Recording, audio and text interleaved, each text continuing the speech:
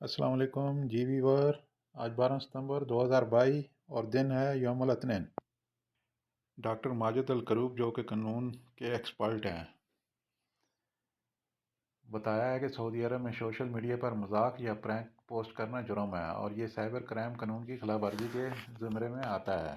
ماہر قانون نے بتایا ہے کہ مذاق کی ویڈیو چاہے رضامندی سے ہی کیوں نہ بنائی گئی ہو، سوشل میڈیا پر اسے پوسٹ کرنا خلاف ورزی میں شمار ہوگا۔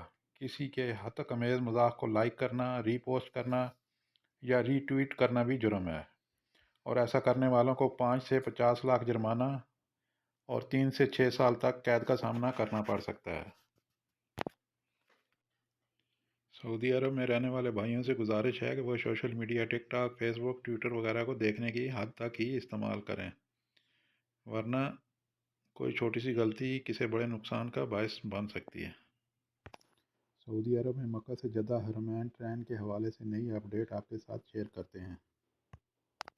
جدہ سے مکہ اپ اینڈ ڈاؤن یومیہ 32 ٹرینیں چلائی جائیں گی، جس سے مسافروں کو سہولت ہوگی، جبکہ ریل کا یک طرفہ کرایہ بھی کم کر کے 32 ریال کیا جائے گا۔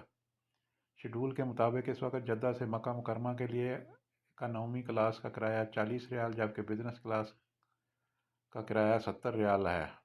ٹرینوں میں اضافے کے بعد روزانہ مکہ سے جدہ اور آمد و رفت کے لیے 32 ٹرینیں چلیں گی، جس کے مطابق جدہ سے مکہ کے لیے 16 اور مکہ سے جدہ کے لیے بھی 16 ہی ٹرینیں ہوں گی۔ ریل سروس میں اضافے سے عمرہ زائرین، سعودی شہری اور مملکت میں مقیم غیر ملکیوں کو بھی کافی سہولت ہوگی۔ سوشل میڈیا پر ایک ویڈیو وائرل ہے جس میں 2 مقامی شہریوں کو ٹریفک قوانین کی خلاف ورزی کرتے ہوئے دیکھا جا سکتا ہے۔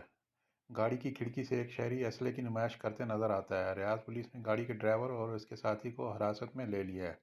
چلتی گاڑی کی کھڑکی سے باہر نکلنا خلاف قانون ہے۔ اس سے نہ صرف زندگی خطرے سے دوچار ہو سکتی ہے بلکہ دوسرے لوگوں کی سلامتی بھی خطرے میں پڑ سکتی ہے۔ ریاض پولیس نے قانونی کارروائی کے بعد ملزمان کو پبلک پراسیکیوشن کے حوالے کیا ہے۔